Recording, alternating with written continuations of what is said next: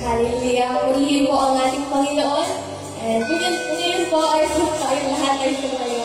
At patuloy tayong magpuri. Patuloy natin magpasalamatan. Patuloy natin gawin ng ating Panginoon. Hallelujah. Sino po ba dito nagtitiwala na napakabuti ng ating Diyos? Hallelujah. Dahil ngayong umaga nagtitiwala tayo na meron tayong kalayaan magpuri sa Kanya. Hallelujah. Hallelujah. Patuloy tayong magpuri sa ating Panginoon.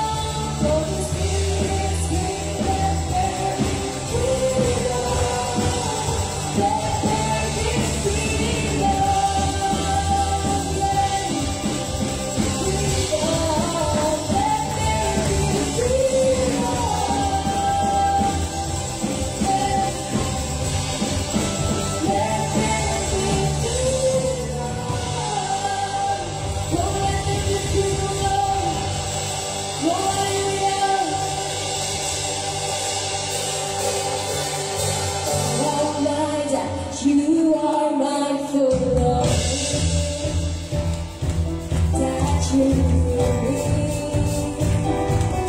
when I'm gone. Is it true?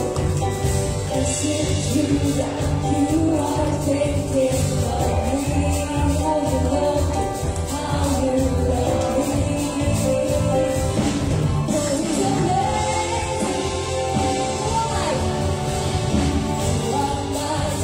You are my soul. Let me hear me. That you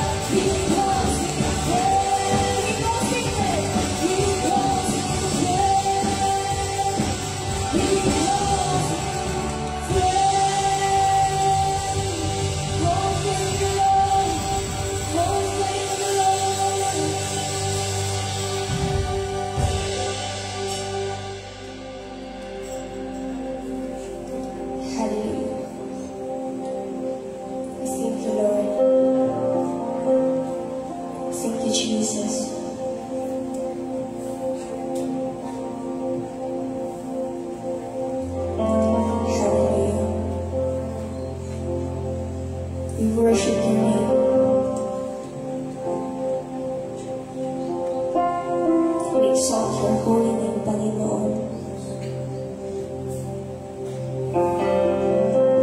Lord, tunay na ikaw ang Diyos na walang katulad. Diyos na napakabuti sa aming mga buhay. At Diyos na kailanman hindi nagbabago. Diyos na hindi nagpapabago. Hallelujah. Panginoon, tuwing nga po na ikaw lamang ang aming pag-asa. Ikaw lamang ang tanging kailangan namin sa aming mga buhay.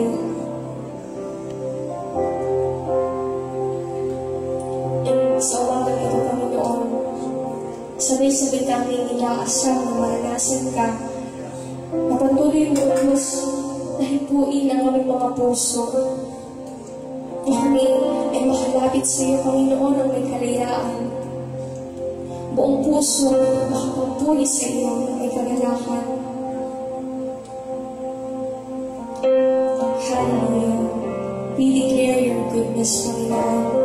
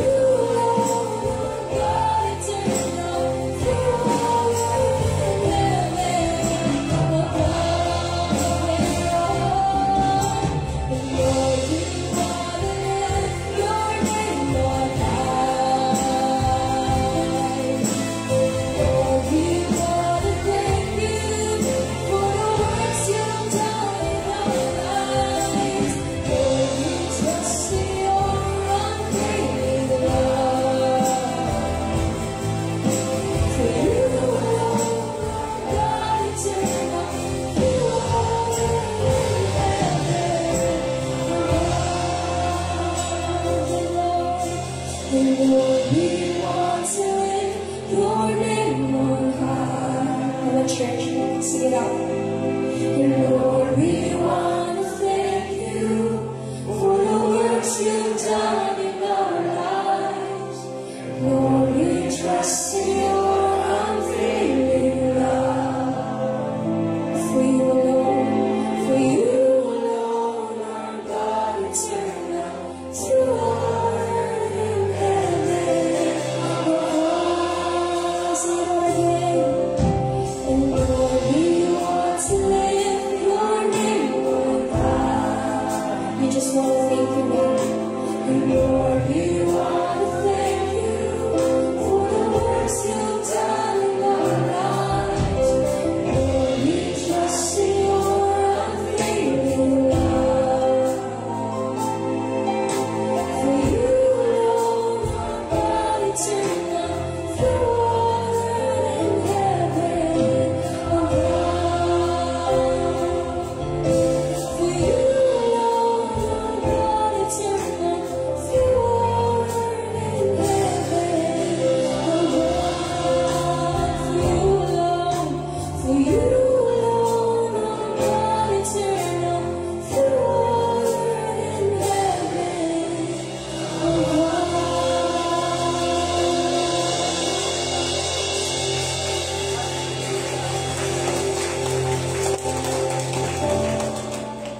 Hallelujah. Salamat, Panginoon. Salamat, O Diyos, sa lahat ng iyong ginawa sa aming mga buhay. Tunay na ikaw ang Diyos na maghahari sa habang panahon. Hallelujah. And this morning, O God, patuloy kami lumalapit.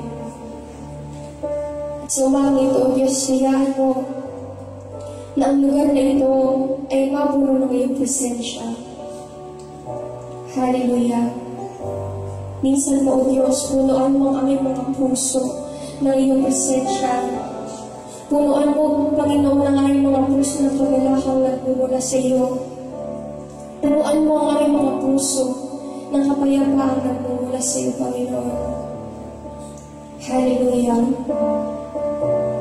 Nagtitiwala kami, O Diyos, na hindi ang presensya ng kasalanan ang maghahari sa lugar nito. Hindi ang presensya ng mga bagay na gumugulo sa aming mga isipan. Hindi ang presensya ng mga bagay na bumabagabag sa aming mga puso. Hindi ang presensya ng masama, Panginoon, sapagkat nagtitiwala kami na ang iyong presensya ang siyang maghahari sa umaga na ito. Hallelujah. We ask for your Holy Spirit, Panginoon. Holy Spirit, have your way. Hallelujah. Come and fall afresh on us. Hallelujah. Hallelujah, Jesus.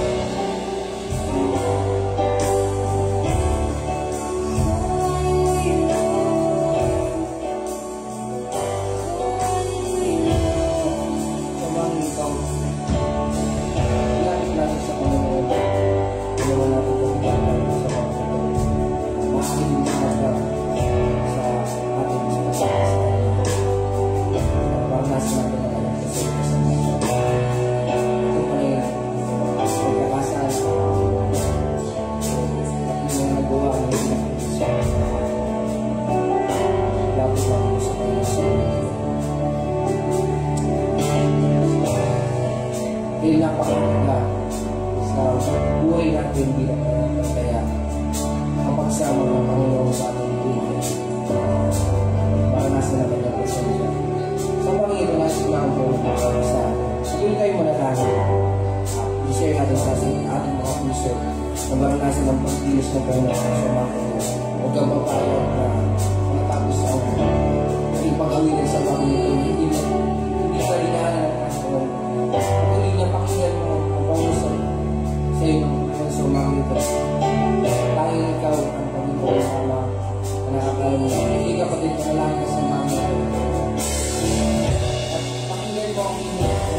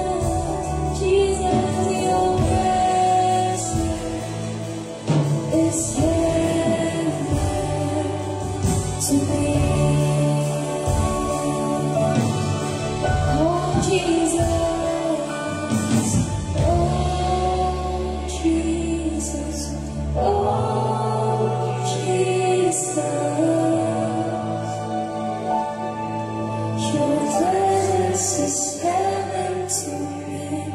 Oh, Jesus. Oh, Jesus. Your presence is heaven to me. Your presence is heaven to me.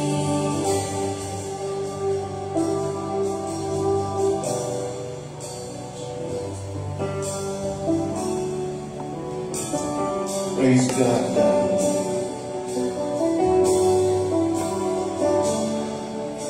Tanging ang presensya ng Diyos ang magsasabi sa atin na kahit nandito tayo, maaari natin maranasan ang kanyang lugar. Ngayong umagang ito,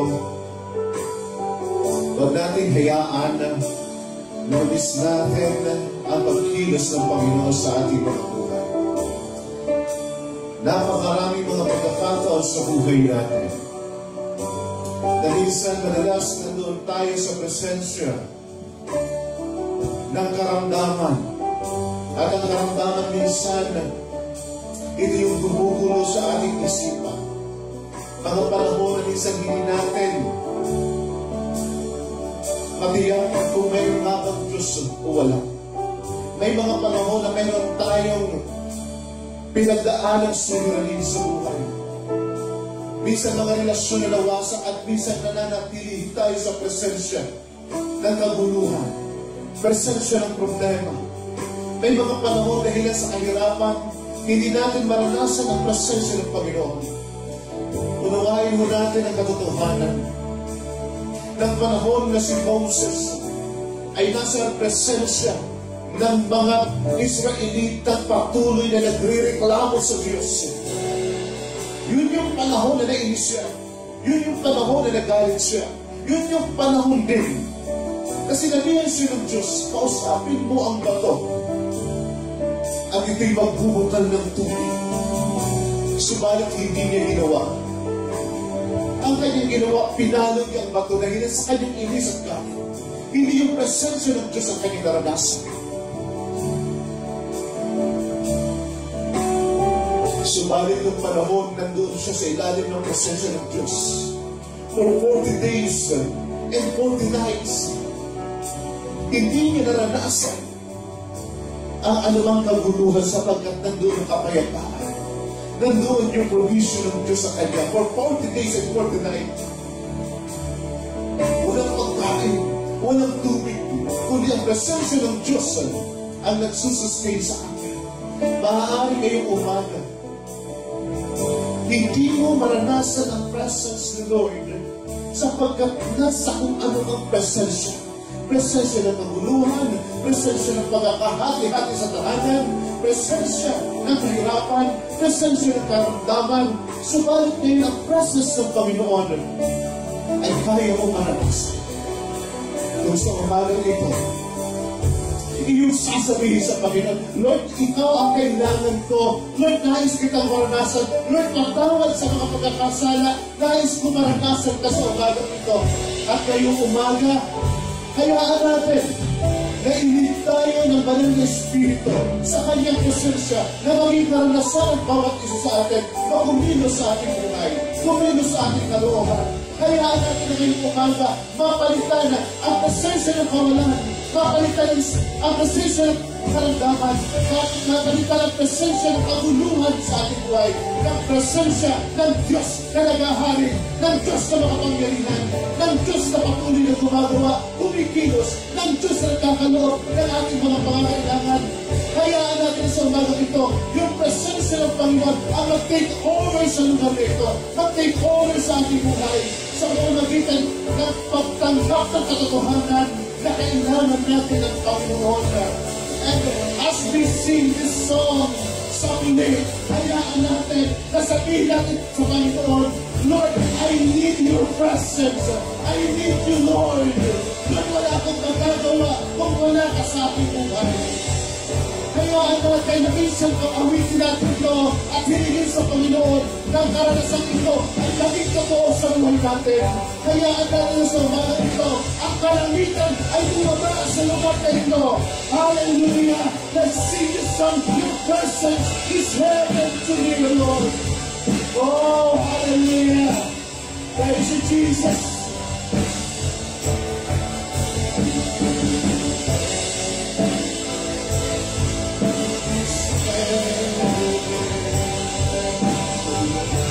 Yes, Lord. Let us sing the song of our heart. Hallelujah. Please oh, yes, Lord. Hallelujah. We need your presence, Lord. We need your presence, oh God. In the midst of our situation, Lord. We need your presence in the midst of suffering, in the midst of pain. We need your presence, Lord. Yes, Lord. Oh, hallelujah. Hallelujah. Praise you, Jesus. Yes, your presence is heaven. Let's declare it. Let's receive. Praise you, Jesus. Hallelujah. Yes, Lord. Yes, Lord, into your presence of God. Oh, yes, Lord.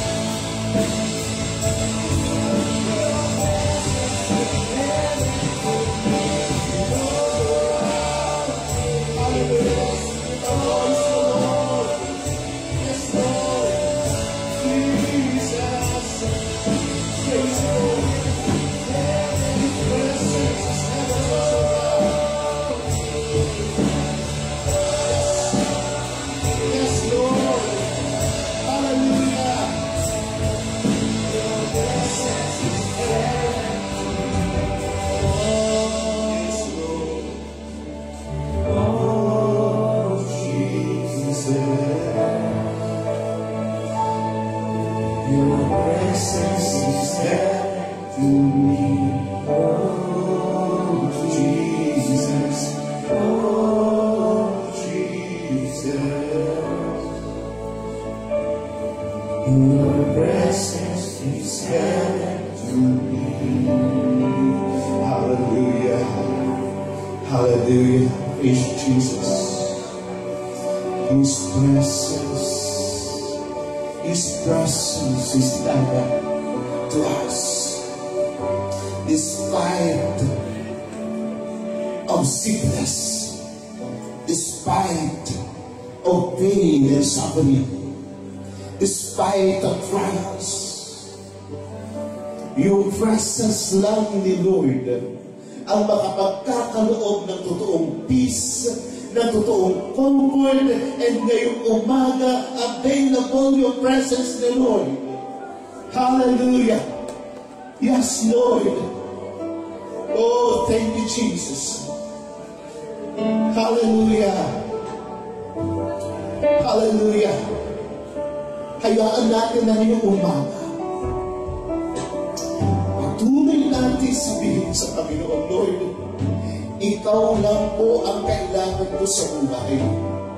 Lord, ang maranasan ng iyong presensya.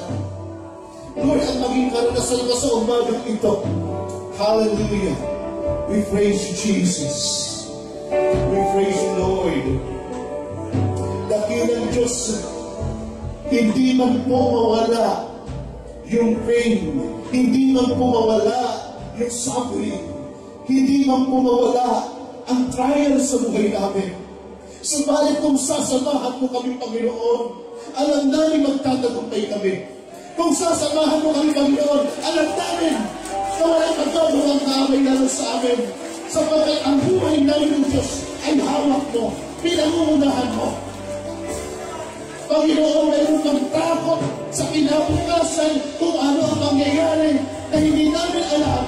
Subalit ang katiyakan namin ngayong umaga, ang iyong presensya na patuloy na sumasama sa amin, Panginoon. Hallelujah! Lord, ayaw namin manatili sa presensya ng kasalanan. Kaya po ngayong umaga, tinatalikuran namin, hinihingi namin ng tawad. Ayaw namin manatili sa presensya ng kaguluhan.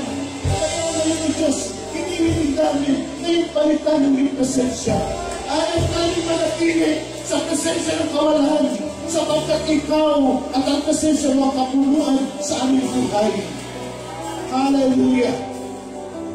Dakilang Diyos, ngayon po umaga, hayaan mo na sa bawang isa, patuloy mong puluan, patuloy mong sakapan. Ikaw lamang, Panginoong Jesus, ang kapuluan sa puso ng bawang isa, na kailanman hindi kami mauubusan. Hindi kami mawawalan. Mawala ng lahat. Sapagkat ang presensya ng Panginoong Jesus, ang kapulungan ng bawat isa.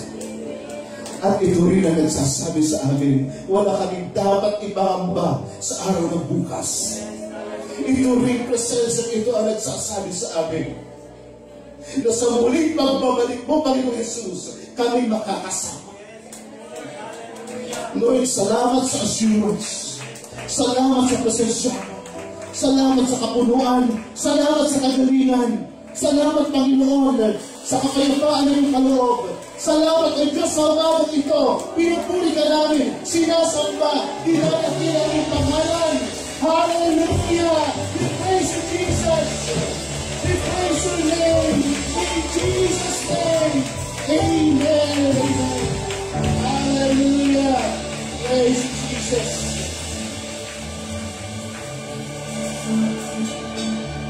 Praise you, Lord. Hallelujah.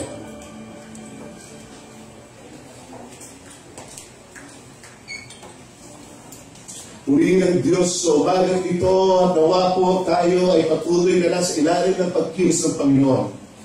And this morning, patuloy natin expect ang pagpapala ng salita ng Diyos. I-expect ng Diyos ay patuloy na gagawa sa buhay ng bawat isa. Amen po. Napakasarap na nasa ilalim tayo ng pagkilos ng Panginoon. Amen. Napakasarap na maranasan ang kanyang panguna sa ating kalagitnaan. Tumiga po na wala hong katulad, wala hong kapareho ang presence ni Lord. Amen. Praise God. And congratulations, dito muli ko kayo. No? Sapagkat kung nasa bahay ninyo kayo, abutan ko kayo ng mga nagbabasa ng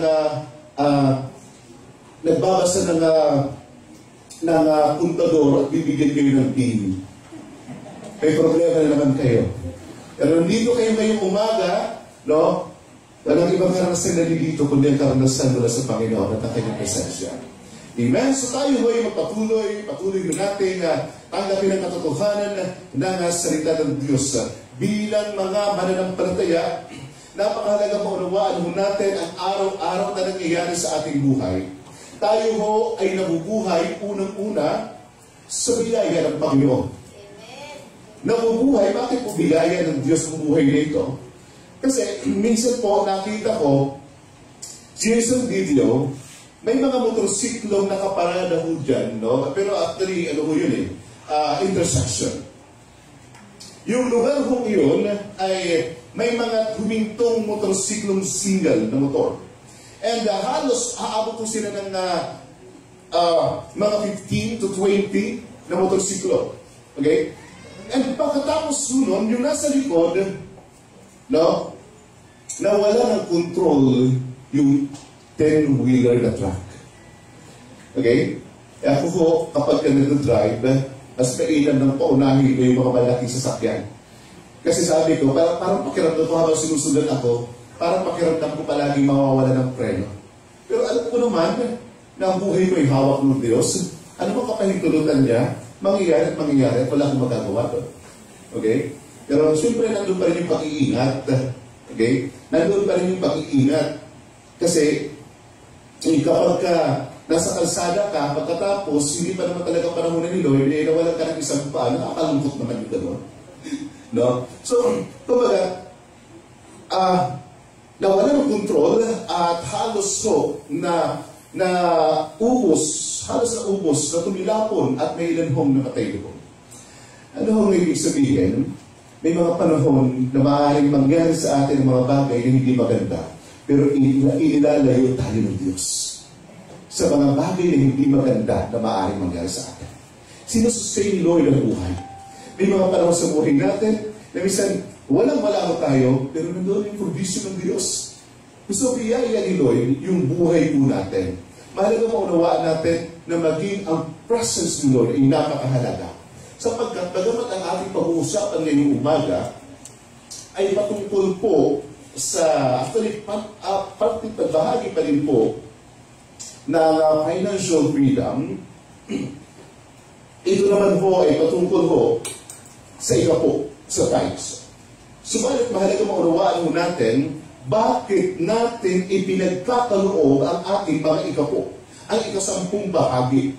So, napakahalagang makita mo natin ang katotohanan ito, hindi lamang dahilan sa naging practice ng church ang magbigay mo tayo ng ating ikasampung bahagi sa lahat ng ating nakukuha.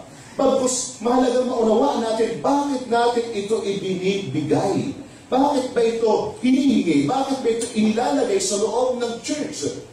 At bakit ba minsan may nagsasabi na ito'y sa lumang tipan at hindi kinakailangan i-practice? Subalit palaging mayroon pong consequence kapag hindi natin unawaan yung katotohanan po patungkol dito. So, what tithes teach? Ano ba itong ikasampung bahagi? Ano ba itong ikapo? No? So, may kinalaman kasi ito sa pagkilos ng Diyos sa bawat isa sa atin. So, in Genesis chapter 28, verse 20 to 22, ganito po ang sinasabi, no? Genesis chapter 28, verse 20 to 22. And then Jacob made a vow, if God will be with me and watch over me this journey, if He provides me with food to eat and clothing to wear, and if I return safely to my father's house, then the Lord will be my God. This stone that I have set up as a marker will be God's house, and I will give you a tenth of all that you give me. So, let us pray. Aming Diyos, pinupuri ka namin, pinasasalabatan. Hayaan mo na yung salitang ito ang patuloy na magpalaya sa amin. Magpalaya sa anumang kahirapan, magpalaya sa anumang pag-aalinlangan, magpalaya maging sa anumang mga agawa ng kaaway. Hayaan mo na yung salita bilang katotohanan ang patuloy kong mahayag. At patuloy kami, Diyos, na makapagbigay ng kaluguran sa iyo. Mapuwi ka ng masamba sa pamamagitan ng katotohanan ito na amin pong tatanggapin. Salamat po, Diyos, sa kabutihan mo. Salamat sa mga pagpapala na iyong kaloob. Pinupuri ka namin, sinasamba. Ito pong aming dalangin in Jesus' name. Amen. So, ang tithes mo ay usapin, okay, sa mga churches. At minsan, may mga maririnig tayo, kung sabi ng ilan, kung ang pera ay ugat ng kasamaan, bakit tumatanggap ang church? May maliho doon sa ganong paniniwala. Sapagkat hindi ganun eksaktong sinasabi ng Biblia. I think si Bernard Shaw nagsabi, no, na ang pera ang ugat ng kasalanan, ng kasamaan. Subalit, ang Biblia, ito ay hiniliwanag na ang pag-ibig sa salapi ang siyang ugat ng kasamaan. Ito ay totoo kapag ang church ang naging focus is yung business. Kapag ang church ang naging focus patungkol na lang sa pera-pera. No? Nangyayari na maging dito yung nagkakahati-hati kapag hindi natin sinusugal yung mas maliwanag na sinasabi ng salita ng Diyos. May mga nag-aaway-away dahilan po sa kayamanan. Ngayon, ang pagpapalang mula sa Diyos, ito ho ay napakahalagang ipagkaloob natin sa Diyos. Naunang pag-aaral ho natin, walang anuman tayong daladala nung tayo ipinanganak sa daigdig. Even po, sino ho ba may mga phone? Ayun, praise God, wala ho kayong mga phone. Ako meron. No? Muntik ng mahati. Binautismuhan ko po ang phone na ito. Kasi ayaw naghahang na no? Binasa ako, ayun, biglang bumuka sa gilid. Pero ito ang phone na ito, no? Nung ipinanganak ko ako, kasama ko na ho ito, ay nandito na Ano ba? Hindi ho. Gusto ko sabihin sa inyo, na bagamat ito'y hawak-hawak ko palagi, pero hindi mo nangangahulugan. Nung ipinanganak ako, nandun na yun. Nung ako ipinanganak, wala akong anumang dala kahit na ano. Okay? Walang sanggol na pinanganak na may hawak ng piso nung inilabas sa sarili na ito. At sasabihin niya, may piso ako, ma. Gamitin mo sa diaper ko. So, wala akong sino man ang ipinanganak na may dala-dala. At anumang meron ka ngayon, ito ay kaloob ng Diyos sa iyo, at gamang pinagkalooban ka ng Diyos, ikaw ay katiwala nito. Ang buhay mo ay katiwala sa iyo ng Diyos. Bakit mo minsan may mga taong pumumasta parang sarili niyang kanyang buhay? Sa anong paraan? Mga panahon na gusto niyang gamitin ito sa kung anong gusto niya lamang na mangyari sa buhay niya. No? Tandaan niyo ito. Naabuso ang inyong katawan, ang inyong isipan, ang inyong sarili, kapag kakulang kayo sa tulog dahil sa cellphone, kasi cellphone nyo yan. Na-abuse kulang ang tulog. Okay? Ano ba? Ang katawan mo, no? Hindi ito sa iyo. Gamitin mo sa kapurihan ng Diyos. May mga panahon, tama na yung panahon na naging lulong sa bisyo. Na inabuso natin ang ating katawan. Tapos sa yung mga panahon na yun, ngayon gamitin natin sa kapurihan ng Diyos. Paglingkuran ng Diyos. Sapagkat hindi mo yan. At ano bang meron ka ngayon, ito sigurado, ikaw ay katiwala lang ng Panginoon. Mga magulang, maging yung mga anak, ipinagkatiwala sa iyo ng Panginoon. Hindi habang panahon na nandibigyan sila. Mga anak, mga magulang ay katiwala din naman sa atin ng Panginoon. So ano bang meron tayo ngayon, itong lahat ng ito ay katiwala ng Diyos. Ngayon, sa Old Testament, ano nangyayari sa mga panganay na anak na lalaki? No? Sila po'y inihahandog sa Diyos. Yun ay sa lumang tipan. Pero sa panahon ng bagong tipan, tayo pong lahat ay itinalaga sa Diyos upang magbigod sa Kanya. Sa Old Testament, lahat ng panganay na lalaki ay inihahandog. At halos mayroong karapatan. Subalit po, maunawa natin sa panahon po natin ngayon, anumang meron tayo, dapat natin ihandog. At anumang meron tayong tinanggap mula sa Panginoon, ibigay natin para sa Panginoon. Ano ho ba itong tinatawag natin ikasampung bahagi o ito hong tithe? Ang tithes po, sa anumang income na nakuha mo, no? Anumang sahod na meron ka, anumang dumating na pagpapala sa iyo, automatic kong binabawas doon ang ikasampung bahagi. Nangangahulugan ang 10%. Bakit kinakailangan kong kunin ang 10%? Bakit kinakailangan kong dalhin sa church? Bakit kinakailangan kong bawasin? Akin naman to, tinanggap ko to. Oo, makatiwala ako. At ako yung bahala kung saan ko ilalagay.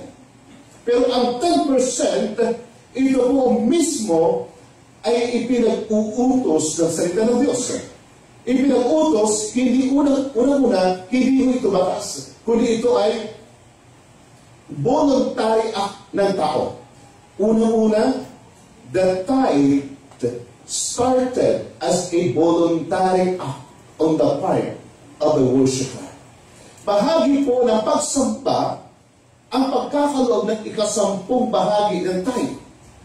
Kung titingnan po natin, sabi ni Jacob dito sa passage, okay, sa verse 20, nangako si Jacob ng ganito, no?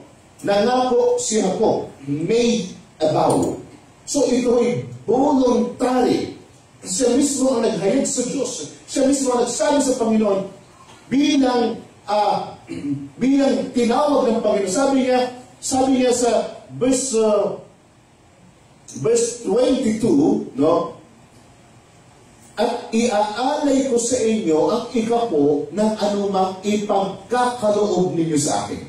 Tandaan mo natin yung salita, anumang ipagkakaloob ninyo. Hindi ito mula talaga sa Kanya, kundi ipinagkaloob ng Diyos. May mga pagkakataon tayo ay mayroong mga kakayanang gumawa ng isang bagay, mayroon tayong talent at maaari tayong kumita. Alam niyo mo, maging ang mga talento na pinagkaloob ng Diyos, maging mga trabaho, bagamat nagsumikap na kung wala ang pamor ng Diyos, wala ka rin magagawa. No? Wala kang magagawa. So, unawain natin, kasi ito ipinangako na ibibigay ni Jacob. So, unawain natin na ito ay voluntary act sa umpisa. Nag-umpisa as voluntary act. No? Pangalawa, the tithe was taken from the total blessing received by the worshiper. Paano mo nangyayari ang tithe? Sa lahat ng ipinagkaloob ng Panginoon. Halimbawa, dumating ang sahod, automatic na kabukasin mo dyan ang 10%. Okay? So, automatic na kukunin mo, malaki pa ang 10% sa kabuwang sahod. Sumahod ka ng 20,000,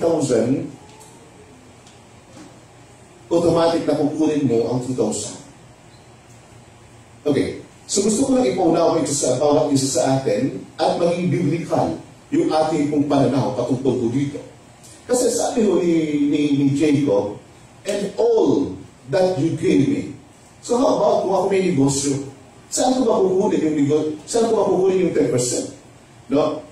Sa kabuuan, kasama yung kapital, hindi ilalabas mo yung kapital. Sapagkat yung kapital mo dyan, kinuha, kumbaga, binawasan mo na, at kumbaga, binawasan mo doon sa naging income mo, so, labas na doon yung kapital mo. Doon ka na kukuha sa naging dilihensya mo, no, ng 10%. So, dito ho, pinag-aaralan mo yung management ng pera, no? So, pinag-aaralan mo yung management ng pera. So, may unawain natin kung bakit natin ito ipinagkakaloob sa Diyos. The tithe was taken from the total blessing received by a worshiper. Bilang tayo'y sumasamba sa Diyos, bahagi ng pagsamba, at ito'y ipinagkakaloob natin sa Panginoon. Sapagkat ang sabi diyan, and of all that you gave me, I will give you a tenth. Okay? Sa lahat ng ibibigay mo sa akin, kanino ho nanggaling? Kay Yahweh. Si Yahweh yung kausap dito sa passage nito. Lahat ng ibibigay mo sa akin.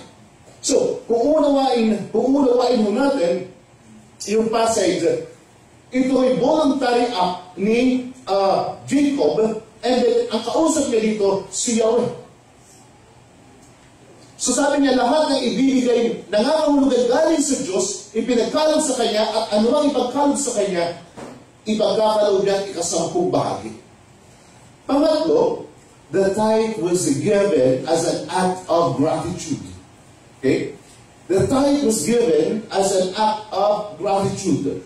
Yung pasasalamat mo sa Diyos. Salamat dahil pinagkalooban ka ng buhay. Salamat bagamat may kahirapan, subalit sinustain ni Lord ang pangangailangan mo. Bagamat mayroong mga pagsubok na dumarating, subalit salamat sa Diyos sapagkat nandoon yung pananagumpay pa din. Salamat sa Panginoon, bagamat mayroong bigat sa kalooban, subalit nandiyan pa rin ang kanyang pagsama sa atin.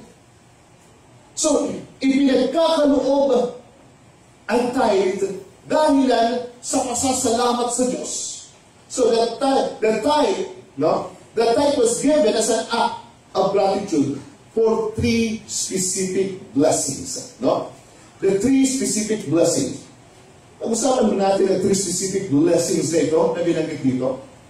Bakit nga ba natin ipinagkakaloob? Bunga ng pasasalamat natin sa Diyos. Ano ang hiningi ni Jacob sa Diyos? Ano ang hiningi ni Jacob kay Joel sa panahon po ito? Unang-una, sabi ng talata, if God will be with me, okay? All that you give me, I will give you a tenth. If God will be with me, number 1 is God's presence. No? Kung ako'y iyong sasamahan. At hindi, no? Kung ako'y iyong sasamahan, actually, si Jacob po, nandoon yung favor ni Lord sa kanya. Matapos niyang dayain yung kanyang kapatid na si Esau, dinaya niya, actually si Esau naman, ipinagkaloob kaagad sa kanya yung birthright. Kung sino ang panganay, nasa kanya yung favor. Pero si Esau po, minsan siya po ay picture ng mga mananampalataya na minsan ipinagpapalit ang pinakamahalaga pagdating sa spiritualidad sa mga bagay na pansamantala. Anong in-offer ni Jacob? Anong in-offer ni Jacob kay Esau? Isang pinggang pagkain. No? Basta siya nang maging panganay, bibigyan niya ng pagkain. Okay?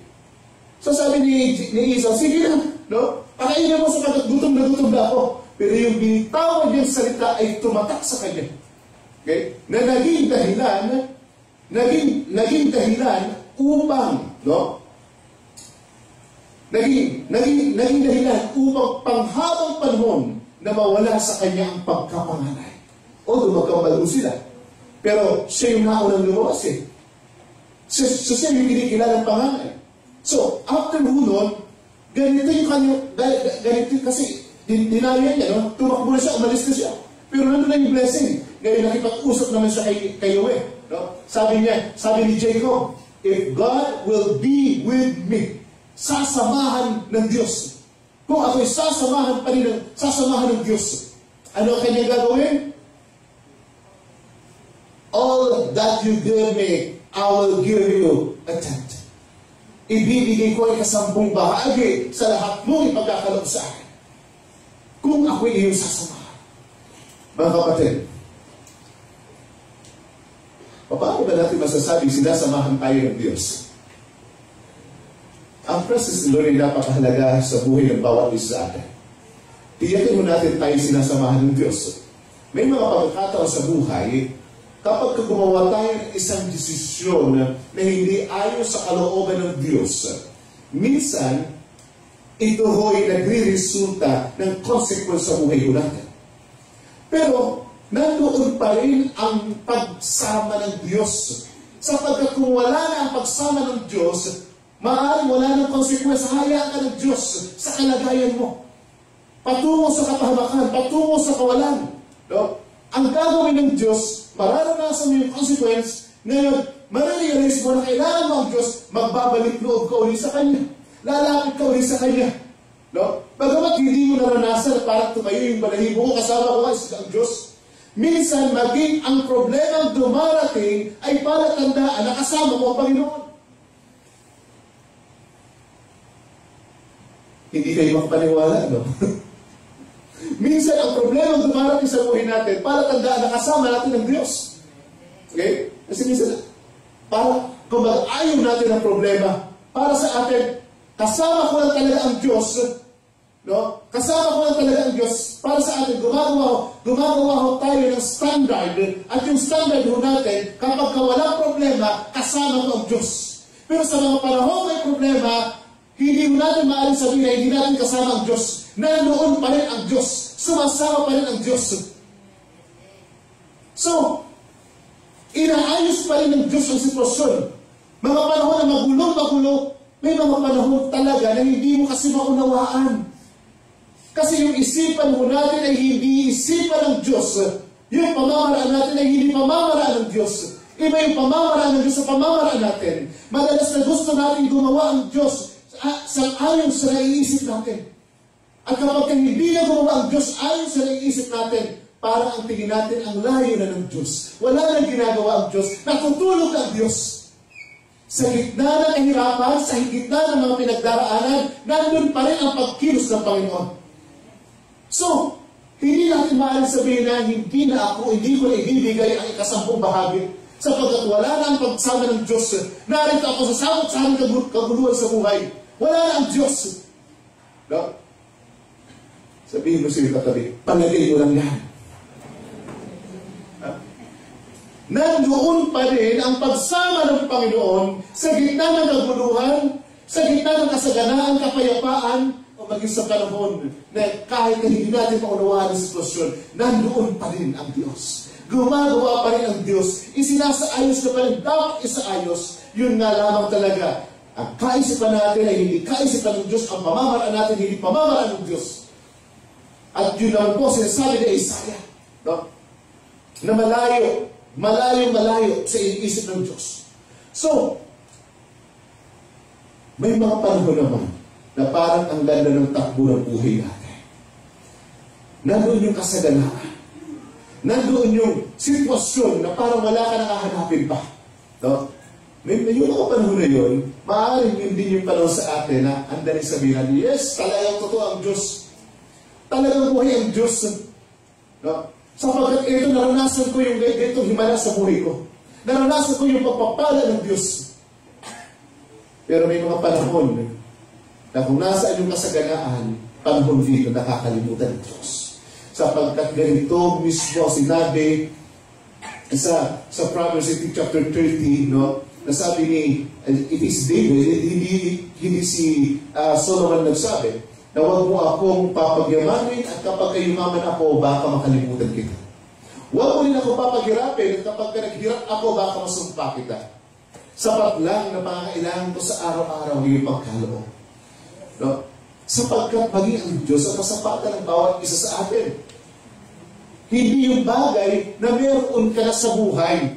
Hindi yung bagay na wala ka ngayon, parang yun yung hinahanap ko na dapat na bumuno sa iyo. Ang Diyos ang kasapatan, ang Diyos ang kapunuan, at ang Diyos ang nagkakaloob. So, unawain natin, panahon man ang kasaganaan, panahon man ang kawalan, ang pagsama ng Diyos ay palagi na rin. Sinusustain pa rin ni Lord yung buhay. At ang pinakamatinding evidensya nito, no, sa panahon na tayo ay kasama na ng Panginoon. So, yung presence ni Lord, yung pagsama ni Lord, ang siyang dahilan kung bakit natin dapat ipagkaloob ang ikasampung bahagi. Sapagkat nagpapasalamat tayo na nandun ang kanyang pagsama sa panahon ng kahirapan, maging panahon ng kalakasan. Pangalawa, God's protection. Ipinagkakaloob natin yung ating ikasampo dahilan yung protection ni Lord ang kanyang pinagkakaloob. Nararanasan natin. Protection. Paano ba natin masabing protection kung meron tayong nahirapan pinagdaraanan? Kung unawain at basahin natin ang sitwasyon ni Jacob, marami hong threat kay Jacob. No? Threat ng kanyang kapatid na si Esau sapagkat kinuha yung kanyang birthright. No? Dinaya niya. So may threat naman sa kanya. Actually, nung pabalik ko siya, takot si Jacob na harapin ang kanyang kapatid. Bakit? Baka kung anong gawin sa kanya. Pero habang papunta na siya doon, alam niyo kung ano nangyari?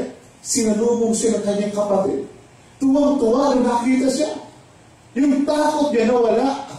Okay? Sapagkat sinasamahan siya ng Diyos. Ilan po ba sa atin na parang gano'n ang kalagayan natin katulad ni Jacob? Takot na takot po tayo na harapin ang bukas sapagkat hindi natin alam baka kung ano ang mangyayari.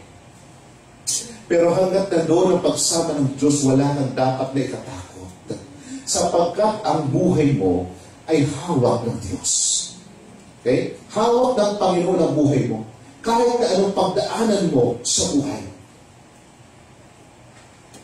So, yung protection, sabi ni Jacob, if God will be with me and watch over me, no? And watch over me on this journey I am taking, so that I return safely to my father's house. Of all that you give me, I will give you eternal. Makakabalik ako sa tahanan ng aking ama, no? Nang ligtas, at kung ako yung sasamahan, ipagkakaloob ko ang 10 bahagi ng lahat ng iyong kaloob sa akin. So, protection. Una, ipinagkakaloob natin ang 10 bahagi sa Panginoon because yung act of gratitude. Pangalawa, because of God's presence. Pangalawa, because of God's protection. And pangatlo, because of God's provision. No? Sabi dyan, and will give me food to eat and clothes to wear. Of all that you give me, I will give you eternal. Okay? Ipagkakaloob ang 10 kapag ka pinagkaloob sa akin ang pagkain, no? At maging damit. So, ibibigay ko ang 10 bahagi. So, nandoon yung provision. Okay? So, dahil tinugon ng Diyos ang kanyang pangangailangan, dahil nandoon yung kanyang, nandoon yung pagtulong ng Diyos sa kanya. So, ito ngayon, ipinagkakaloob ngayon ni Jacob ang para sa Diyos, ang 10 bahagi. Bahagi ito ng kanyang pagkilala sa Diyos, pagpapasalamat sa Diyos kung bakit ipinagkakaloob. Ang tanong, kailangan ba ng Diyos ang 10 bahagi ni Jacob? Kailangan niyo ba talaga? Kung sinasabi ng Psalms 24 verse 1, ang buong daigdig may ari siya o aking Panginoon, nangangulugang hindi niya kailangan ng anumang bagay. Ang kailangan kasi ng Panginoon, hindi naman yung mga bagay-bagay na meron ka, sapagkat sa Kanya rin yung galing. Ang nais ni Lord, yung katapatan natin, yung pagpapasalamat, at yung tithe, ito ay expression, ito'y kapahayagan mo natin ng pasasalamat sa Diyos. So, ngayon, bilang mga mananampalataya, no, pwede ko tayong ma-exempt. Pwede ko tayong ma-exempt. No? Ibig sabihin, hindi ko natin gawin ang 10 bahagi na ipagkaloob sa Diyos. No? Pwede ko tayong mag-exempted. Okay? Sa pagkakaloob na 10 bahagi, ano-ano ang mga rason na maaaring tayo mag-exempted sa tithes? Una, kung hindi mo naranasan ang pagsama ng Diyos, huwag na pag-tithes. Pangalawa, kung hindi mo naranasan ang protection ng Diyos, huwag na pag-tithes. Pangatlo, kung hindi mo naranasan ang provision ng Diyos, huwag na pag-tithes. Sapagkat dito ho nag-umpisa kung bakit ibinigay ni Jacob ang kanyang 10 bahagi. Dahil sa kanyang pagpapasalamat na naranasan niya ang proteksyon, ang presensya, maging ang provision ng Panginoon. Tanong, sino ho ba nakakaranas ng presence ng Lord?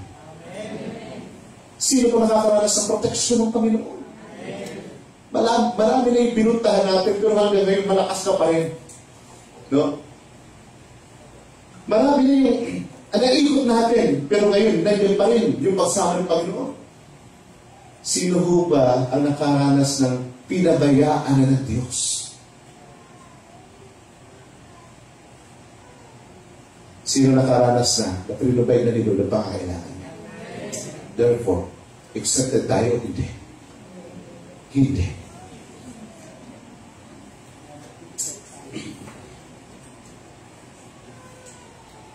If you don't, okay, if you don't give your tithe, and you don't experience God's presence, His provision, no? But you are not exempted if you experience this, okay, you don't need to give your tithes if you don't experience God's presence, protection in His provision. But you are not exempted if you experience His presence, protection, and provision. Can the tithe be an indicator of spirituality? May kinalaman ba ito sa spiritualidad ng isang mananampalataya ang tithe? Ang pagkakaloob? So, unawain natin ang katotohanan. Yes, of course, may kinalaman sa spirituality ko natin. Okay? Because it is an expression of gratitude. No? Ito'y kapahayagan ng pagpapasalamat natin, hindi kung kaninong tao, kundi sa Diyos. Okay? So, the spiritual person is sincerely grateful. He knows the three reasons why he gives back the tithe. No? Alam niya kung bakit niya ibinibigay ang kanyang ikapo sa Panginoon dahil sincere siya sa kanyang pagpapasalamat sa Diyos. May ibang naniniwala na hindi na dapat i-practice ang tithe dahil ito ay sa lumang tipan lamang at wala siya sa New Testament. The problem of this belief is bago pa magkaroon ng Old Testament law, before pa magkaroon ng Old Testament law, kasi madalas na sinasabi na ito ay sa lumang tipan, ito ay utos sa mga Hudyo lamang. Bago pa magkaroon ng Old Testament law, yung binasa ho natin ay nasa aklat ng Genesis. At siya ho, yung ikatlong henerasyon, no? Si Abraham, Isaac, and then si Jacob. Okay? Na pinangakuan ng Diyos ng covenant. Si Jacob mismo nangako, pero bago pa man si Jacob, prinactice na ho ni Abraham ang ikapo. Saan? Sa Genesis chapter 13, verse 20. Kaya na-establish yung law sa panahon na po ni Moses. Okay? Panahon na siya ni Moses. For almost 300 years ang lumipas bago magkaroon ng law, ng batas ang Israel. So, kung makikita ho natin, labas ho siya kung kultura ang pag-uusapan. Tithing is an act of gratitude or thankfulness. No? Ito'y higit pa sa kultura. Tinatawag natin supra-cultural. Okay? Supra-cultural. Higit sa kultura. Kung titignan natin, sasabihin nilang, ito ho ay nasa ilalim ng kultura na kailang pinapractice. Subalit po, mahalagang makita natin na higit pa sa kultura ang pagkakaloob ng ikapo. Sapagkat ang usapin dito ay yung expression mo ng pasasalamat sa Diyos. Hindi lamang yung pagkuha mo ng ikasampung bahagi, kundi yung expression, yung kapahayagan ng pasasalamat mo sa Diyos dahil sa proteksyon, presensya at provision ng Diyos. Tithing are God's provision. Okay? Tithing are God's provision. The basis of the giving of the tithe is the recognition that God is the source of all that we have. The basis of the giving of the tithe is the recognition that God is the source of all that we have. Ano bang meron ka kinikilala ng Diyos kung bakit ipinagkakaloob mo ang kasampung bahagi sa Kanya? Pangalawa, it is God's program. No? It is God's program. The tithes is food in my house. Ito'y binanggit pagdating po sa Malakay. Kung Malakay ang pag-uusapan mo natin, naging command na ho ito sa kanila. Pero bago pa yung command, ito'y voluntary na ibinibigay ng mga patriarch sa Diyos. Kaysa pamamagitan, halimbawa si Abraham sa Genesis chapter 13 verse 20, kanino nagbigay na kanya ikasampung bahagi? Kay Melchizedek. Although may mga palagay na si Melchizedek, siya po ay high priest noon. At the same time, may ilang mga nagpapalagay na si Melchizedek ay si Kristo sa panahon ng Old Testament. Okay? Pero wala akong matibay na basihan na si Melchizedek ay siyang si Jesus. Sapagkat si Jesu Kristo si Jesus, bago pa man ipanganak, nagkatawang tao, mayroon tayong tinatawag na pre-existence ni Jesus. Okay? Bago pa man ipanganak sa daigdig, mayroon pre-existence si Jesus. Ilan mo na sa atin na mayroong pre-existence? May pre-existence, oh. Lahat tayo walang pre-existence. Nung ipinanganak ka, nandoon na yung buhay. Okay? Doon pa lang tayo nag-umpisa. Mga immortal ho tayo. Okay? Doon nag-umpisa. Yung kaluluwa natin mga immortal. May umpisa, pero ang problema mo, wala itong hangganan. Ang paniniwala ng saksi ni Jehovah na mayroong annihilation. Meaning ng annihilation, pagkapuksa, pagkawala, totally wala na mag-exist. Pero ang problema, ang Bible, ay mayroong kahatulan pang walang hanggan. Sa sino mang napapahamak. Okay? So, ang kaluluwa ho natin ay mayroong umpisa nung panahon tayo pinanganak at ito ho ay magtutuloy-tuloy at haharap sa Diyos isang araw. Babaguhin ng Diyos ang lahat. Mabuti man o masama na pagkakilala kay Kristo o wala. Haharap sa Diyos upang kanyang hatulan. No? Malamang sa panghabang buhay na kasamang Diyos o sa panghabang buhay na kahatulan ang ipagkakaloob ng Diyos. So, yun yung buhay natin. Pero si Hesus Kristo ay nabubuhay from eternity to eternity. No? Nag-i-exist na ho siya kasama ni God the Father and God the Son. So, yun po ang Panginoong Jesus. So, bago kasi pinanganak, sabi ng ilan ng mga Bible scholar, possible na may existence na si Jesus o may appearance na si Kristo sa Old Testament. And possible na si Melchizedek ay si Jesus. Pero wala akong matibay na basihan yun. Meron pa tayong mga tinatawag sa theology na theophany. No? Nangangahulugan yung anghel sa Old Testament, yung angel of the Lord na tinawag din ng Diyos. Tinawag din Yahweh. Sabi ng mga Bible scholar, halimbawa si Gerhardus Buss, sabi niya, sa kanyang biblical theology, possible na yun ay appearance si Jesus in the Old Testament. Okay? Pero wag na natin pag-usapan yun sapagkat walang maliwanag. Saka na lang pag nakita natin si Lloyd ng mukhaan, saka natin tanungin, talaga ba bumaba ka bilang anghel?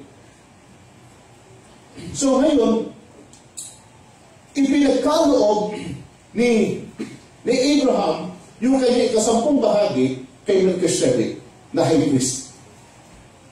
Sapagkat ang purpose ni Lord sa loob ng kanyang tahanan ay mayroon pong pagkain. Bakit po? Yung mga Levites, sila ho ang naglilingkod sa loob ng temple. Mayroong 12 tribes ang Israel. Mayroong 12 tribes. Yung mga Levita, na lahi ni Levi, hindi ho sila binigyan ng lupain para sa kahig. Para magsaka. Sila ho, ipinagkatiwala sa kanilang templo. At anumang dalhin ikasampung bahagi, yun ay gagamitin sa loob ng templo upang mayroong pagkain sa loob at mabuhay ang lahi ng Levita. So yun yung programa ng Diyos. Okay? Sila mga naglilingkod sa loob ng templo. So, the Levites and descendants of Aaron were not given sources of income from land except the tithe. The tithe was then intended to support the needs of those who are working in the ministry with special assignment and time requirements.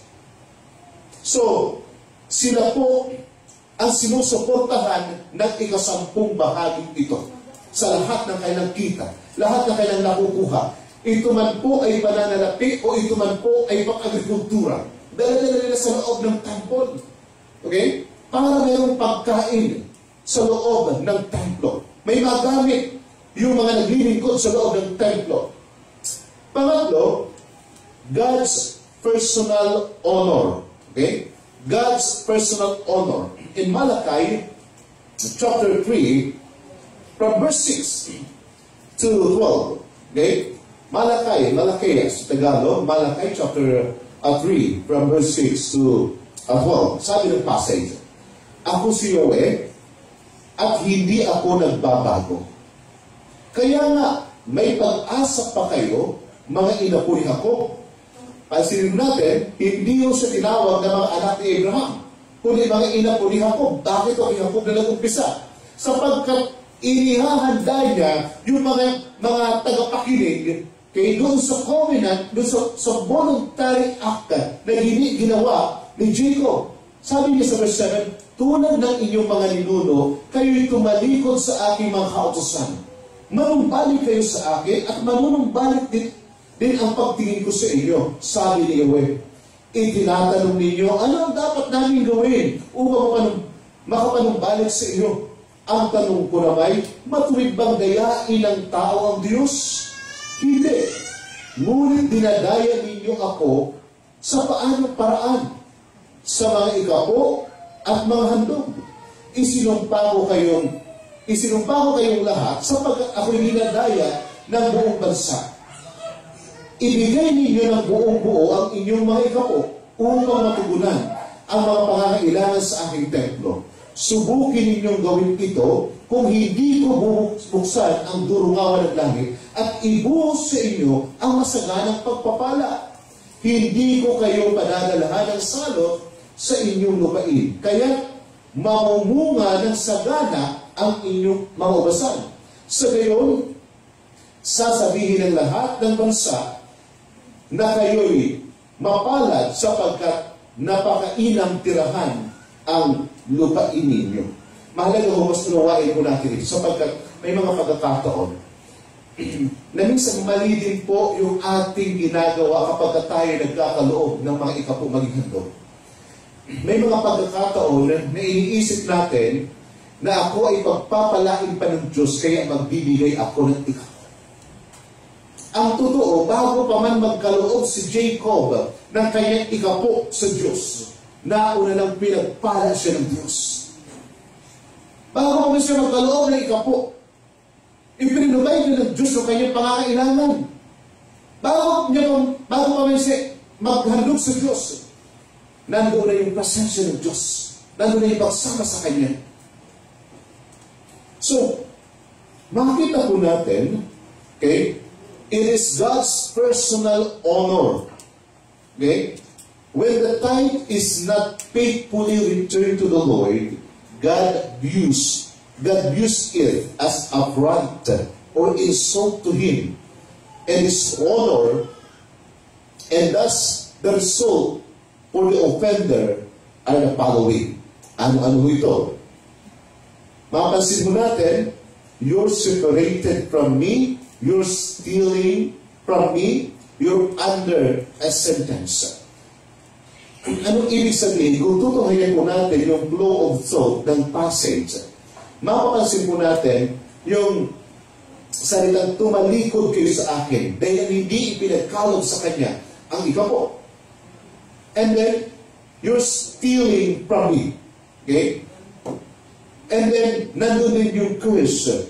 Ngayon, ang totoo po, ang Diyos, matagal na tayong pinagpala. Nandun na yung kanyang pagsama sa atin. Nandun na yung kanyang ipinagkalot sa atin ang mga bagay-bagay, no? Na meron tayo. By the way, bakit ko ito i-preach? No? Sapagkat unang-una ito'y bahagi ng salita ng Diyos. Hindi para humingi ng kung ano at yumaman ang church o yumaman ang pastor. Sapagkat honestly, kumbaga, nabubuhay din lang naman ako sa biyaya ng Panginoon. Okay? At kung ano ang tinatanggap ko, dun lang ako nabubuhay. Okay? So, sapat, matagal ng panahon, binalikan ko yung mga voucher nung araw na pinipirmahan ko sa church. Okay? I think yung pinakabababang na-receive ko na 600. No? Pero hindi ko inisip ko paano ako mabubuhay. Bakit? May provision naman ang Panginoon eh. Okay? Nandiyan yung mga magulang ko. Nandiyan yung mga kapatid minsan. Kapatid sa pananampalataya. Nandiyan yung mga elders. Na minsan, pastor, mukhang nare-discern, na wala nang gasolina. Sige, pastor. Maganda lang yung suot ko ngayon. Okay? So, gusto ko yung tumawad, pero ayaw nyo talaga eh. So, kumbaga, bakit ko ito i-benefice? Hindi mo para mag-beneficio ako, kundi matagal na tayo nag-beneficio at ito'y pagpapakita ng katapatan din natin sa Panginoon. Okay? Kung bakit natin ginagawa ang bagay na ito. Sapagkat yung presensya ng Panginoon nararanasan natin, yung provision ni Lord na palagi nandyan, at ano to, palagi nandyan yung kanyang pagsama sa atin. So sa bawat araw, kung bakit tayo nananatili. So the faithful believer is both a tither and giver, and he is happy about it. So ano mo pinagkaiba ng tithe sa offering? Meron palang offering. Okay? Actually, yung 2 Corinthians chapter 9 verse 7 ay meron pong tinutukoy patungkol dito. So ang tithes, in the tithe, the amount is fixed at 10% and will give me food to eat and clothes to wear, and all that you give me, I will give you a tenth. So Genesis 28 verse 20 to 22, no? So it is an expression of gratitude for three specific blessings, three specific reasons. Number one is God's presence, God's protection, and God's provision. Kung bakit ko natin ipinagkakaloob ay kasapong bahagi. It is fixed. In the offering, the amount is unspecified. Okay? Wala akong tiyak na amount kung anong ibibigay mo. Ang ikasampo ay eksaktong 10%. Ngayon, yung offering ay nasa personal na decision mo iyan ayon sa kagalakan mo. Na ipagkalo ito. Sabi ng 2 Corinthians 9 verse 7, each man should give what he has decided in his heart to give, not reluctantly or under compulsion, for God loves a cheerful giver. Alam niyo po, as pastor, against ko ako sa mga prosperity preacher. Okay? Kung bakit ko ito tinuturo para maging fair ho tayo. No? Na dapat na ginagawa natin bilang mabuting katiwala ni Lord, ginagawa ko natin, pinapractice natin. Pero ako po mismo ay against sa mga prosperity preacher. Ano ho ginagawa ng mga prosperity preacher? No? Minsan, ang kanyang gagawin, magbigay ka kung gusto mong pagpalain ka ng Panginoon. Ibigay mo yung pinakang the best mo. No? Kung ano bang meron kang pinakamahalaga yan, kunin mo at ibigay mo na taon. Inaayos mo yung titulo ng lupa, hawak-hawak mo. Anong pinaka-the-best na sa'yo? At yung titulo ng lupa, gustong ihulog sa offering basket. No? Ano bang meron ka dyan? Anong pinakamahalaga? No? Naalala mo, meron ka palang diamanting nakatago sa bulsa. No? Pinakamahalaga na to. Ba't hindi yung conviction? Hindi naman conviction ng Holy Spirit. Conviction ng mga ngaral. So, sapagkat mahalagang na nakapundasyon, nakaugat ho tayo sa salita ng Diyos. Ano ang tama, ano ang nararapat, ano ang sinasabi ng salita ng Diyos, doon lamang ho tayo. Okay? So, hindi ho ito patungkol sa prosperity message. Bagos ito ho yung katotohanan ng salita ng Diyos na dapat ho natin ipagkaloob. Ipagkaloob ang para sa Panginoon yung 10% at bunga ng kagalakan, nandoon po yung ating handog sa Diyos. In offering, and specific ho yung amount. So the flow of thought ng passage na makikita ho natin, okay, each man and woman should give the offering. Each man and woman look into his heart in preparing what and how much to give. Each man examine himself to see it, that there is no reluctance and he is not under compulsion. Each man should remember that God has a specific response to those who give wholeheartedly. Without reluctance and not under compulsion, God loves a cheerful giver. So, magkaiba yung tithes and offering. Offering is ito ho ay bunga ng kagalakan mong ipagkaloob sa Panginoon, and yung tithe ay talaga pinagkakaloob na eksaktong 10%. At ipinagkakaloob natin ito dahilan ang presence ni Lord, naranasan natin, protection ng Panginoon, naging karanasan din natin, and yung provision ni Lord, naranasan din natin. So, since it seems that the tithe started as an expression of gratitude and not alone imposed on the people, how did it become law in Malachi? Sabi sa Malachi 3:10, bring the whole tithe into the storehouse, that there may be food in my house. Test me in this, says the Lord Almighty, and see if I will not throw open the floodgates of heaven and pour out so much blessing that you will not have room enough for it. Number one, the giving of the tithe itself. The giving of the tithe itself was not the law involved. Okay? So wala akong kinalaman sa batas ang pagkakaloob mo ng ika-10 bahagi. Bagkus, ang batas nung nasa sakop nito, okay? Ang batas nung nakasakop dito sa tithes is the law of stealing, no? Yung batas ho ng pagnanakaw. Sapagkat nakasama ho sa 10 Commandments na huwag kang magnanakaw. Meaning, kung ito ho ay pagnanakaw, nangangahulugan po, no? Nangangahulugan na hindi natin ipagkaloob sa Diyos ng buo yung dapat na para sa Kanya. Sabi po ng verse 8, will a man rob God? Yet you rob me. But you asked, how do we rob you? So yun sabi sa mga Israelita, sapagkat hindi na ginagawa yung tama, yung dapat. So maaaring, pumunta sila sa loob ng temple, okay na kung ano may bigay nila. Ngayon, nagkakaproblema yung mga Levita. Sapagkat, kumbaga, kinakaus na rin sila ng pagkain, ng pangangailangan sa loob ng templo. Sapagkat hindi nagiging tapat sa pagkakaloob itong 11 tribes na ito. Okay? Kaya, ganito yung accusation sa kanilang Panginoon. So, mismong yung tithe ay labas mo siya sa batas. At ang batas na nasasakop mo nito is yung batas patungkol mo sa huwag kang magnanakaw. Pangalawa, the instruction to bring the whole tithe into the storehouse was not an imposition of the law of tithing, but a reminder to avoid stealing and to fulfill the promise given by Jacob. Okay? So may kinalaman pa rin doon sa promise ni Jacob at wala rin kinalaman eksakto sa batas.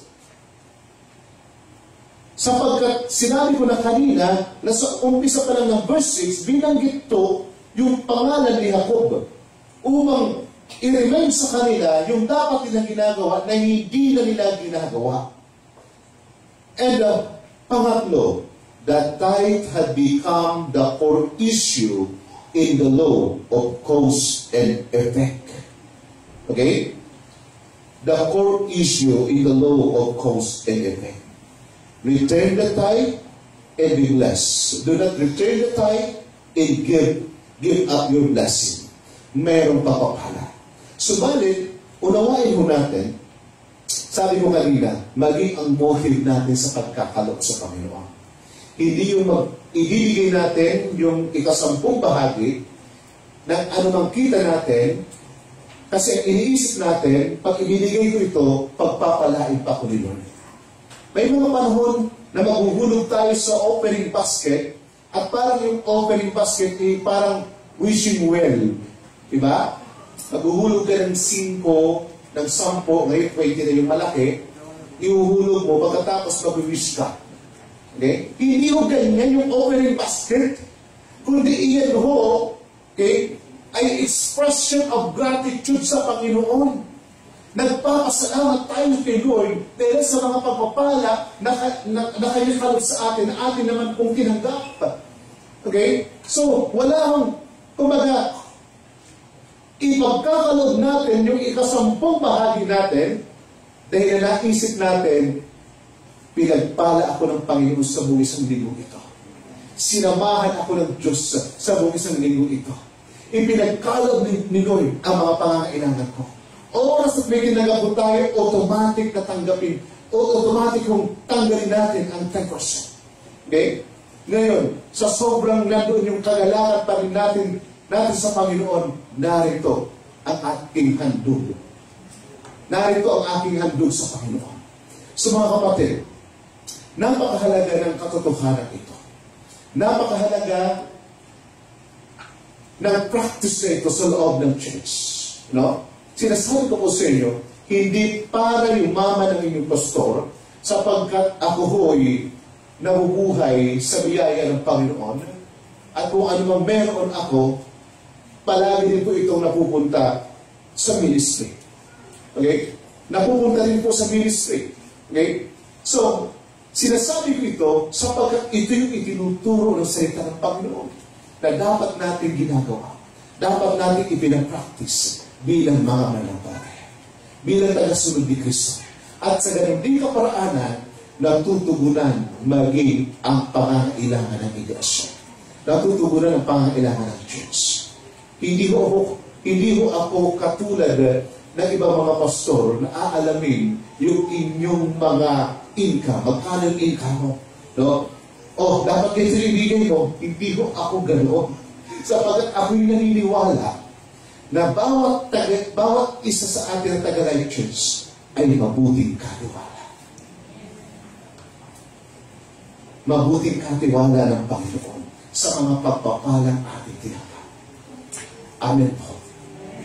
So, ngayon, gusto ko pong itanong sa inyo, sino ho ba sa inyo ang hindi nakaranas ng presensya ni Lord? Sino po ba ang hindi nakaranas ng proteksyon ng Panginoon? Sino ho ba ang hindi naranasan yung provision ng Diyos? Wala namang umamin at wala namang tumas ng kamay. Nangangahulugan yung presence ni Lord na nasa natin.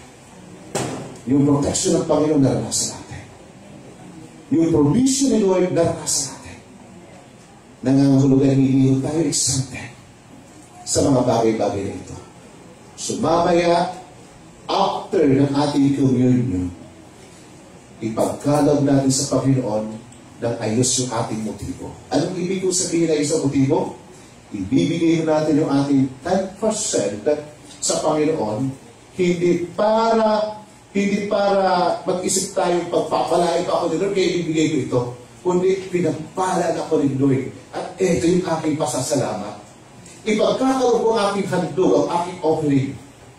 Dahilan, mayroon akong kagalakan na pagpalain ang gawain ng Panginoon. Pagpalain ang ministry ng Life Church. So, ginagawa ko natin ang lahat ng ito sa kapurihan ng Panginoon. So, napakasarap po na makita, ay, ito pala, ganito yung blessing sa akin ng Panginoon. Ang laki ha? Ang laki ng pagpapalay sa akin itong lingong ito.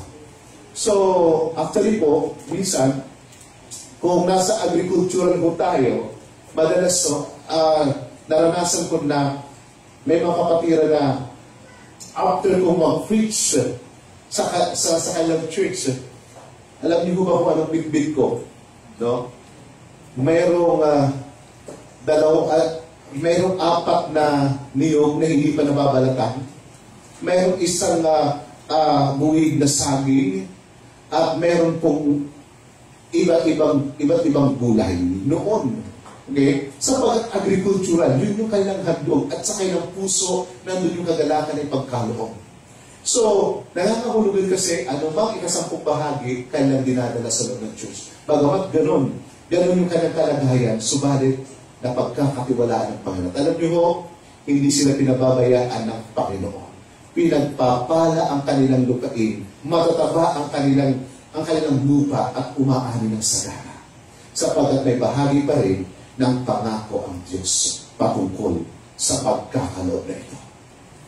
Amen po. So tayo bilang mga mananampalataya, kung tayo nung umaga baguhan at kayo pa lamang napakinggan ang katotohanan ito, kapatid, ipagpasalamat pa rin natin sa Panginoon. Bakit? Ngayon pala tayo ay tinuturuan patungkol dito bilang mabuting katiwala. So, sa mga susunod, pagpapatuloy ho natin yung financial. Bahagi kasi ito ng financial freedom na ating pinag-uusapan. Ang Diyos ang nagpapala sa atin. Ang Diyos ang nagkakalob sa atin. So nawa, tanggapin natin ang salita ng Diyos na ating napakinggan. At panghawakan, patuloy na maipamuhay. Tayo pong lahat ay tumayo sa umaga ito.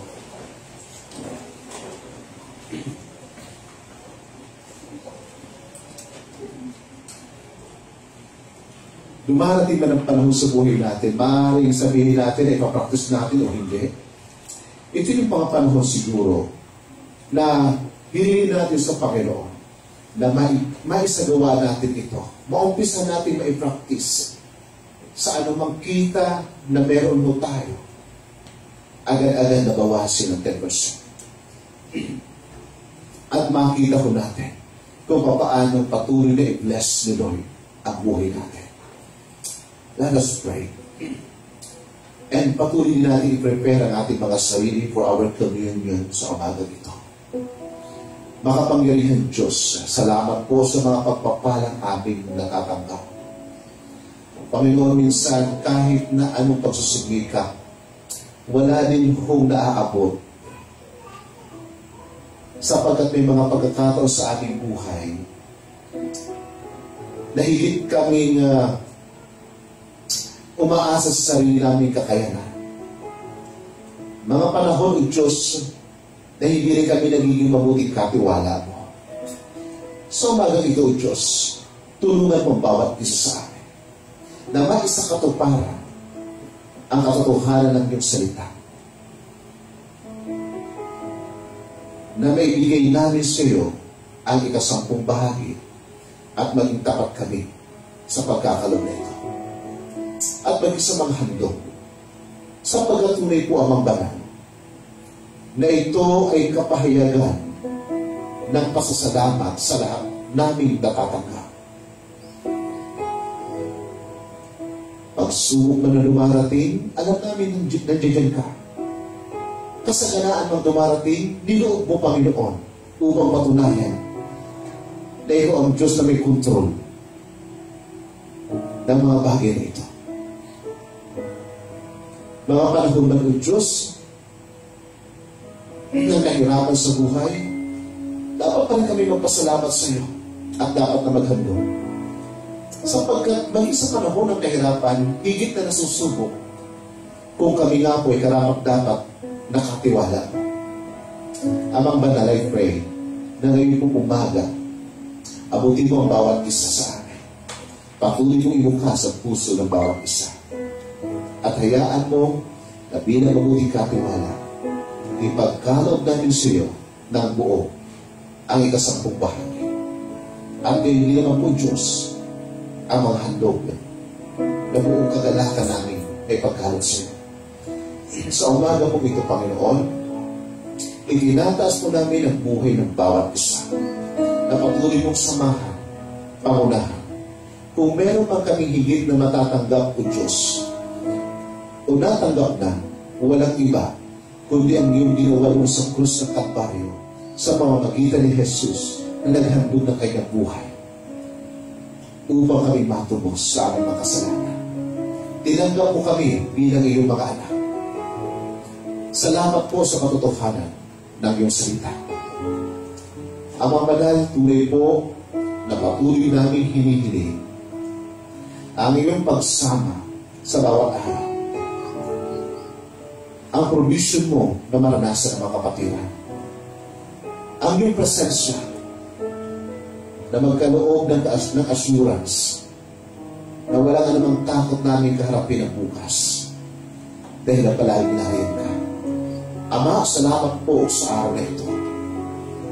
Ihanda mo rin ang bawat isa sa amin sa aming pagtanggap ng mga elemento sa aming good communion. We pray na bless mo ang bawat isa sa amin at hayaan mo, Diyos, na bilang magkakapatid sa iyo, kami yung pinagiging isa sa iyong katawan. Natatanggap ng simbolo ng iyong katawan at simbolo ng iyong dugo na nabayhubay sa krus ng Kalbaryo. Salamat po ang mga sa umaga ito. Kaya mo sa iksikit ang puso ng bawat isa. Tatanggapin namin ng buong puso ang mga kaloob na ito. Purihin ka po, Diyos.